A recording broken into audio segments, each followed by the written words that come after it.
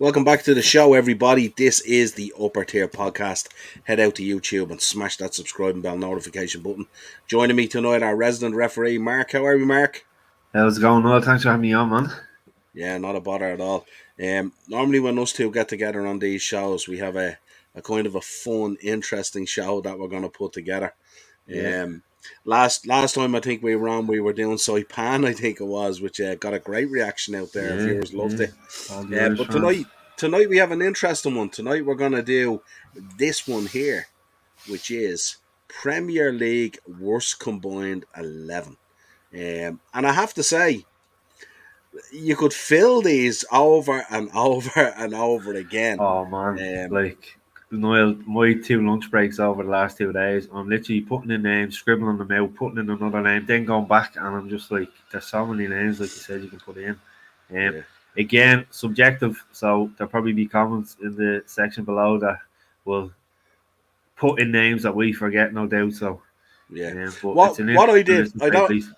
Yeah, I don't know what you did, but what I did was I didn't put in anyone who's kind of current because Okay, yeah, I'll give you an example. For instance, it would be easy to put in, say, Harry Maguire. yeah, Okay, yeah, but I didn't put in Harry Maguire because Harry Maguire is still in the throngs of his career. He yeah. could potentially leave United and go to Newcastle and regenerate his career like what he was at Leicester or something like that. Yeah, So I thought by putting in current players, I might do them a disservice. So what yeah, I yeah, did was I stuck mainly to players that have basically retired. yeah, yeah, Because they can't affect their career now, if you yeah. like, whereas their career is They're ongoing. finished, or they were finished when they played with the clubs that they Yeah, were going to be or talking some about. So people would say they were finished before they even yeah, started. now you Um, have it. but yeah, it was an interesting journey and some interesting names came up. It'll be interesting to see if we do have any crossover. I'm gonna put it out here. I'm gonna say two. What do you Okay. reckon? Yeah, possibly two.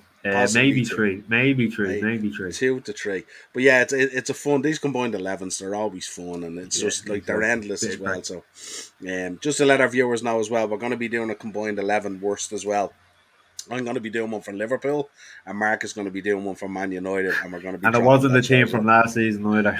It'll be a nice No, team. again, it could have been, but again, like what I spoke about, these guys are still in the throng of their career. Like like imagine putting in the likes of Jadon Sancho or something like that. He's only a Well, kid starting his career. I will add on my United list. There might be one or two lads that were involved last season. One of them, Okay, that's all right. spoiler alert, one of them mightn't be with us anymore. Go ahead. One of them potentially has a documentary coming out, I would imagine. And Documentary. yeah, Pogumentary. And I tell you, when that comes out, we're going to do a review of that. That's going to be a lot of Definitely. fun looking at what's leaking at it at the moment. But Yeah. let's get into this Premier League worst combined 11. Uh, Kick us off. Give us your goalkeeper. Yeah, so again, there's probably, you could have picked from about 50 keepers, I'd say, through the years that have kind of made mistakes and not really got started in the Premier League. But I've actually gone for Gomez and his spell at Spurs in goal. I remember watching a game at the Spurs Chelsea game in Stamford Bridge. Lampard hit a shot from about 25, 30 yards and he spilled it. His confidence looked shot. Now I must say it's from a spell at Spurs I put him in the team because he went on and he actually did all right with Watford playing in the Championship and the Premier League after. But I just think he never looked confident playing for them. And he made a lot of mistakes. For a Brazilian, he wasn't very good with his feet either. So for that reason, he's my goalkeeper. Interesting. Good shout. Good way to kick it off and start. It Yeah. is actually, it's funny enough, it's interesting when you go down through this exercise and you look at some of the players. Some of them sort of kind of did all right in certain Mm. moments. But Yeah. overall, if you look at their span of their career in the Premier League, it's kind of a bit disastrous. Yeah. Yeah. I'll give you my goalkeeper then. I went for Kostas Schalkes. I Sharkus. don't know if you Oh man. remember him. Came in to sign for Portsmouth. Came in the back Portsmouth. of Greece winning the Euros. Mm. Um, Wasn't that when Harry was there? that's when Harry was there. Yeah. Yeah, not like Harry not to sign something a bit bogey. I haven't said that. But yeah, he came in. If you remember, in his first few games, he was pretty erratic. Dropped a few. And then was dropped pretty quick, like Yeah. very, very short-lived spell in there. But came in under a big sort of high line in terms of he's off the back of Greece winning the Euros. You know what I mean? Yeah. So people thought this guy was going to be really cool. Came Did in was an Harry absolute Boy disaster. did Harry Boy David James to replace him, or was I I think I because I'm not too sure. they won the FA Cup then in 2006, would it have been around that time? Portsmouth. Yes, I think it was. Yeah, So I think he brought David James in to replace him then. But yeah, no, great show. David James, quite the upgrade as well. Yeah, Oh, jeez, remember him sniffing the ball and all.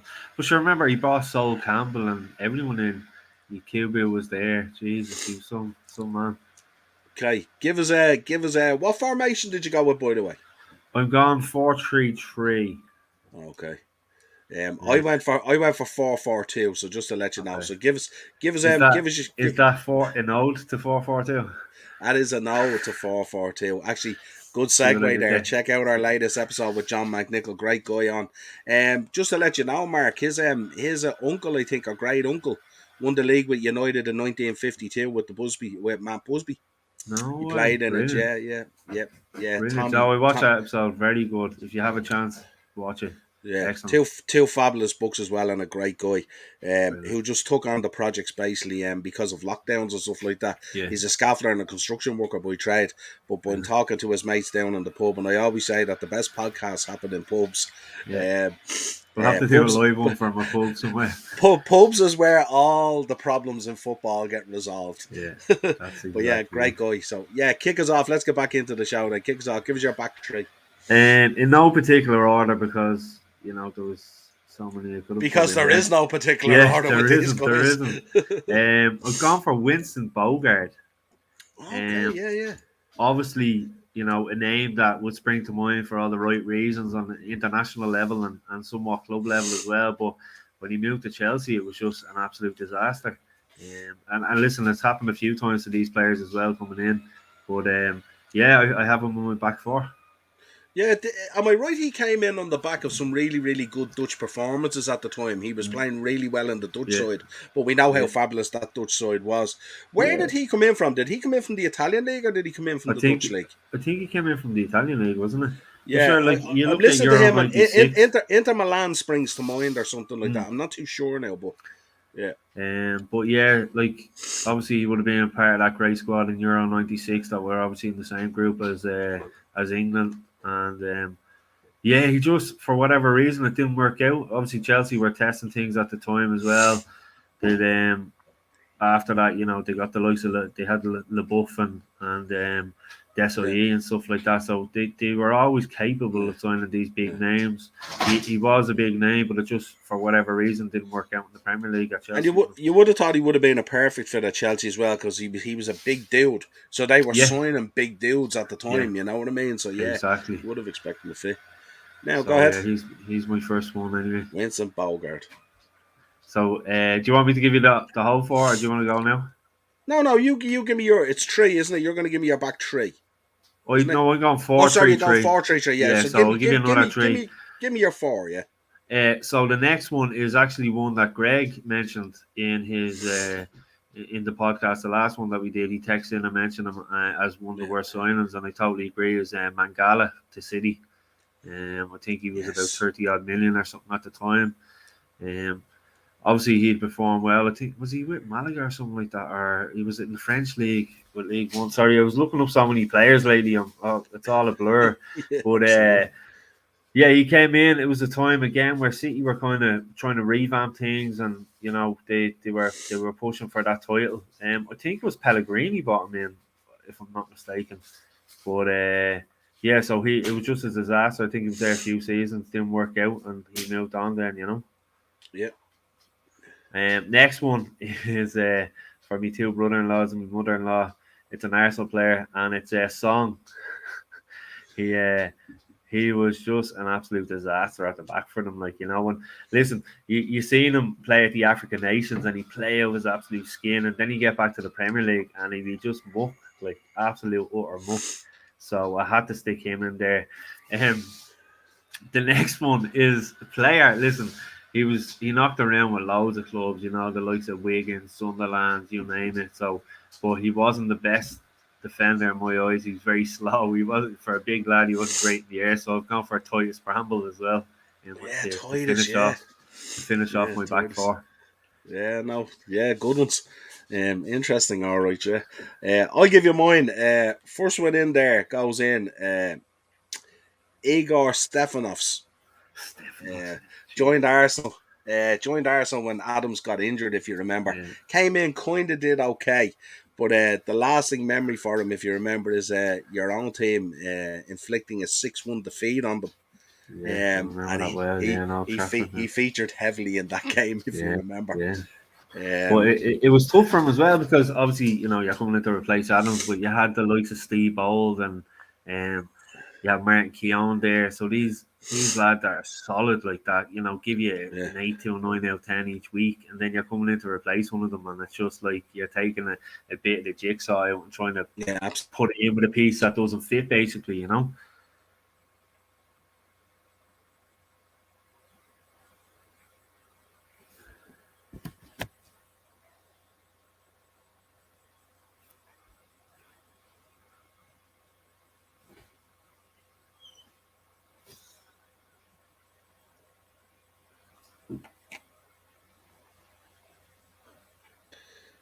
And we're back. The Wi-Fi went There there we for a go. minute. That's all right. Wi-Fi went off there for a minute. The Um, worst Wi-Fi. tell you, man, tell me about it. Then I went for Pascal Sagan. Segan. No, Yeah, yeah. put him in there as well. I hope Arsenal fans now don't come at me here. There is one or two in there. There's Listen, they quite. won't. They won't disagree with you. Do you know? They couldn't disagree with you. I wouldn't have thought so. Yeah, yeah. Just 1 second there now. I just want to fix this up. There we go. My Comment next. from Morris, incoming in the section below there. Now what? Yeah, absolutely, without a doubt. He'll totally agree with me.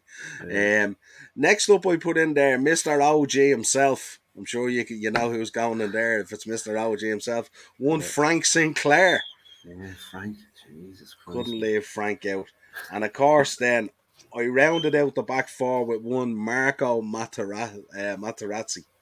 Oh Joined Everton yeah, in Everton. 1998 Yeah, and was Jesus. sent off 5 times or something in 30 games. Yeah, I'd forgotten about that till you just mentioned that, and Everton popped into my head. Yeah, Jesus Yeah, Christ, there that's you one. go.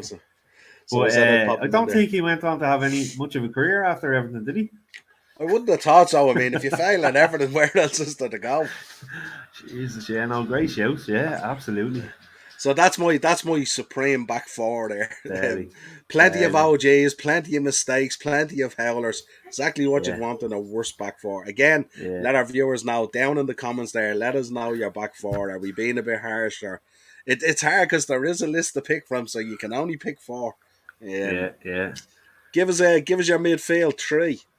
I'll start with actually. It's kind of it's a nice little segue to my midfield. Another toffee.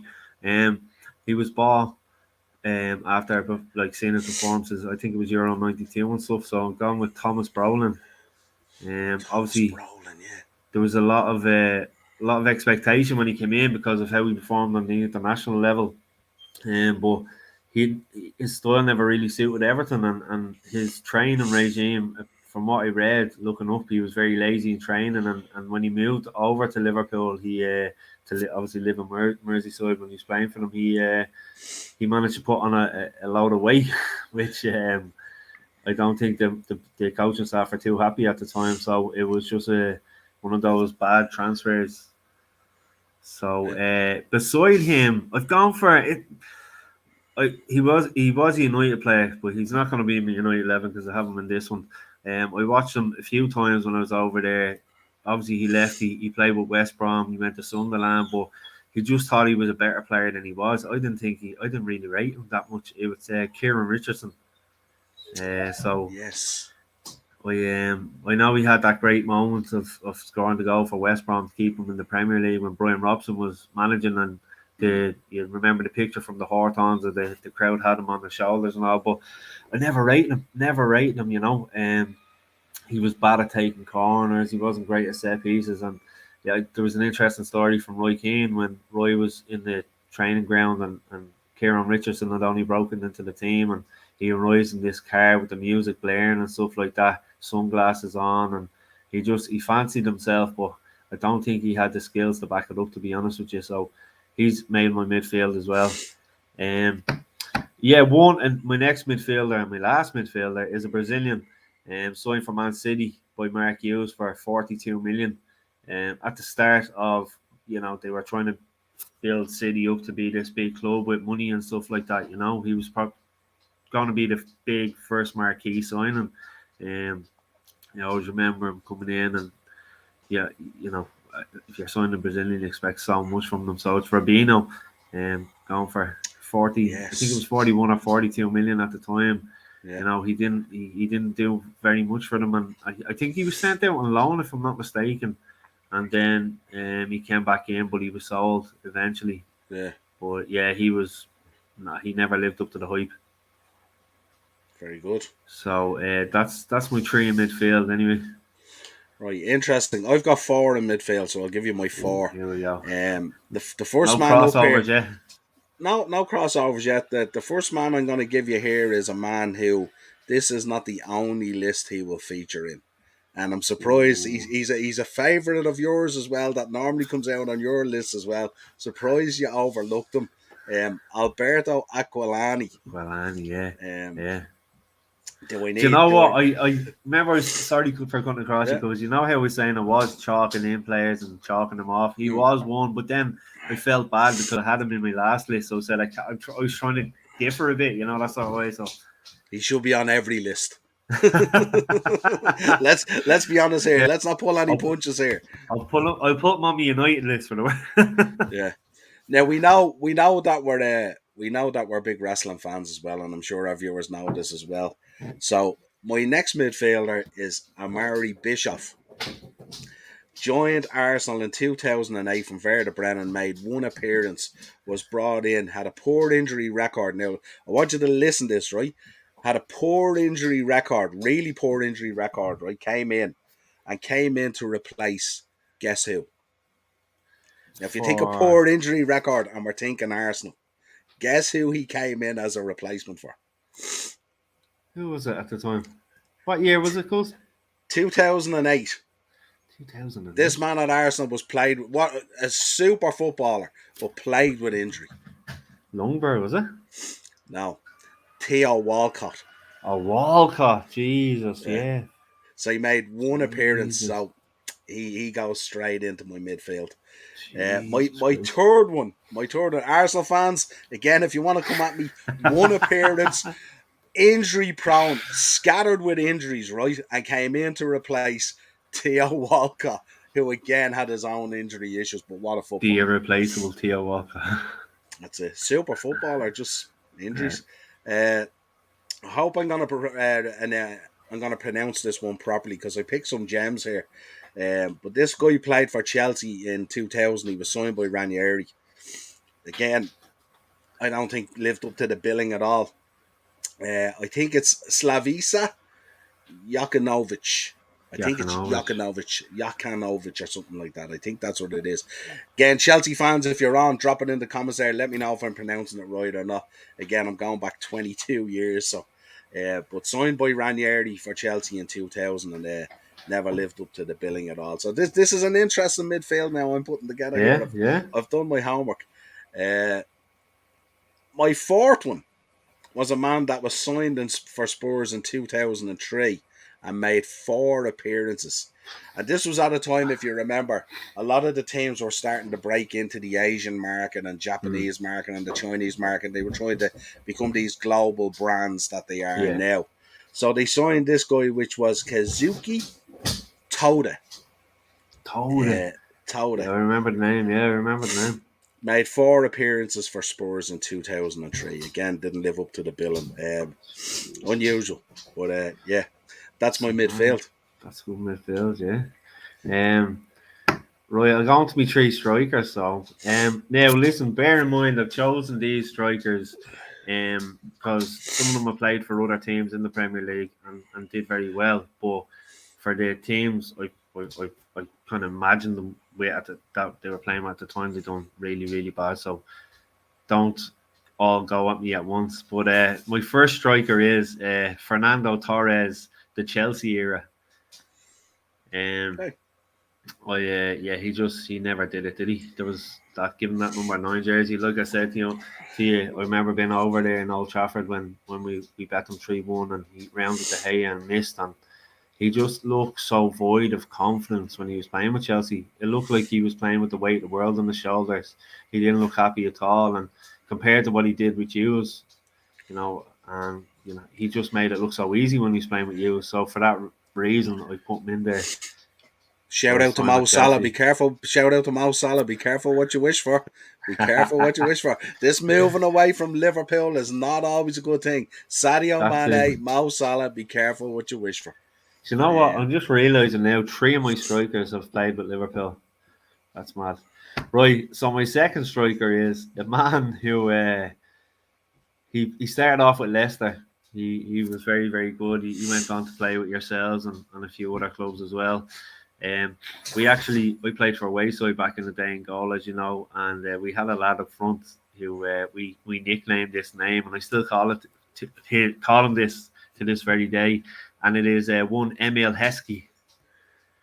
Jeez, that's a big shout now, isn't it? Because he was fantastic for Leicester, wasn't he? And he That's what was I'm saying. decent. Like, yeah, Yeah, no, he was good for it. Yeah, but like you seen him, I think it was with Finn and stuff like that. Like I said, even with Torres, you could say it was a bad shoot because, yeah, but it's I'm going on the era of Chelsea when he was with them, that sort of way. yeah, Heskey, yeah, like how many chances did he need to score?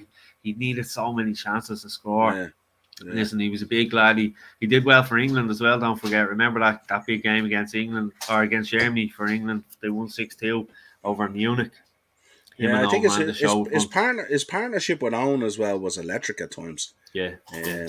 Yeah, absolutely. Yeah, that's So a yeah, you might get a bit of heat in the comments for those two, like listen, because it's listen. they might turn around and say, oh, what about the Liverpool Torres and what about the Leicester Heskey But and I know, yeah. Now listen, I'm just yeah, going on like that's why I mentioned the teams Torres at Chelsea, and this one might throw another curveball because I watched him a lot towards the end of his career. Obviously, he had a stellar career when he broke into the team and scored that goal at Wimbledon for Liverpool when he was a tender age of what was it, 18. Um, but I'm going on his Newcastle United and Stoke City era in the Premier League. I'm going Jesus, for you've gone one. all out tonight. Yeah. I'm going for one Mike alone. I remember he signed for Stoke. Him and Crouchy were there. It was actually this season Stoke got relegated. I remember the last game of the season. I think they were away to Southampton, and he came on for one final appearance. But he was just even at Newcastle. He. I know. Listen, we can talk about injuries. If you wanted to talk about injuries, like your list, coach, you go through them all and say, yeah, Yeah, injuries, injuries. But like he had the injuries at Newcastle, but he even at Newcastle, he never looked the player he was. Never ever looked like the player he was. Then even at Stoke, the same thing. Like he never at Stoke. Listen, my uncle Jez, he's a big Stoke fan. He lives over there. He's a season ticket holder. Every Stoke fan will tell you he was just there for the paycheck. He was more interested in his stables up the road. Um, so yeah, I've put him in there. Listen, like I said, there was a list of 50, 60 other lads you could have put in there, but I just said I'd put them in just to be different, and it's from those jeez. eras with those clubs that I've done it. That's going to generate definitely some dislikes and lots of comments. We're talking about a Premier League worst combined 11, and we've got Fernando Torres, Emil Heskey, and Michael Owen as your Yeah. front three. What Good can I say? Lord. What Talking can about, I I tell you, say? that's going to that'll be interesting comments. I mean, talking about picking and choosing the errors of That their well, careers and listen, stuff that like that. oh no, yeah, you have to balance it out, I suppose. But yeah, no, Yeah, I just picked it from their spells at those different clubs in my yeah, eyes. yeah. And not only that, like it's probably because they're more high profile. I'm not picking a Marion Parhurst from Southampton or you know a Kevin Davis from Blackburn or whatever it was. That sort of yeah, way. It's more kind of yeah. highlight because they played for bigger clubs as well. Yeah, jeez, some So picks there you though. go. Good three Liverpool front men going in there. I thought I was being biased a little bit towards Arsenal and Chelsea and stuff like that. At least I included two Liverpool guys in my team anyway. So you'll know up front who I picked anyway, and it wasn't Owen and it wasn't Emile Heskey, that's for sure. Uh, I have a front two because I went 4-4-2. So my front two are I'm going to kick it off with Kesman for Chelsea. came in 2004. Now, some would say, is that a bit harsh? He scored 7 goals, I think, in 40 games. But he came in to replace Jimmy Floyd Hasselbank. Hasselbank, yeah. And I think he just fell short. Now, look, you could pick 50 other strikers in this, and I'm sure we'll say it in the comments and stuff like that. But my first striker was Kesman. And if you want to come at me, Chelsea fans or Arsenal fans, if you want to come at me in the comments, it's all good. I've 2 Liverpool guys in there, so I haven't done too bad in fairness, you know. And in fairness, I was looking at some of the Chelsea lads. Like you look at Mido and stuff like that. You know, he never done it when he signed for them, and obviously what happened off the pitch as well, and getting the ban and stuff like that. So, well, see, to balance out this show, we're going to do one for each of our teams as well, just to be on just to balance it all out, and that should generate some interesting debate as well. My final striker that goes in there, Mick's son, Sean Dundee, joined Liverpool 1998, 3 appearances, struggled to break in because he couldn't break up that partnership at the time of Michael Owen and Karl-Heinz Riegler. So found a difficult time in there. And sometimes you look at this and you think, you put him in there as a worst 11, but like, you know, you sort of toy with it and go, well, did he really get the chance and stuff like that? And, because but again, he was in front of him. But as we say, like, if you're good enough, you'll get the chance and stuff like that, you know? Did he? I think he might have had a loan spell at Blackpool at one stage back then as well. He may have. I know. The only thing I remember from him, I know he came in and he had a mad shaved head and he looked like an absolute lunatic. But yeah, came in and couldn't break into the front line there with Karl-Heinz Riegel at the time and Michael Owen. Would have been a difficult job to do. So that's my 11. Very good. Two interesting comparisons there. I went with Sean Dundee and Kesman, and you went with Torres, Emile Heskey, and Michael Owen. So, and I was looking at Robbie Keane from his Liverpool days as well. You know, there's loads of little things I was doing. And here, listen, because no crossovers. That's mad. Yeah, no crossovers. So interesting. Well, as we said, as always, if you could head over to YouTube and smash that subscribe and bell notification button.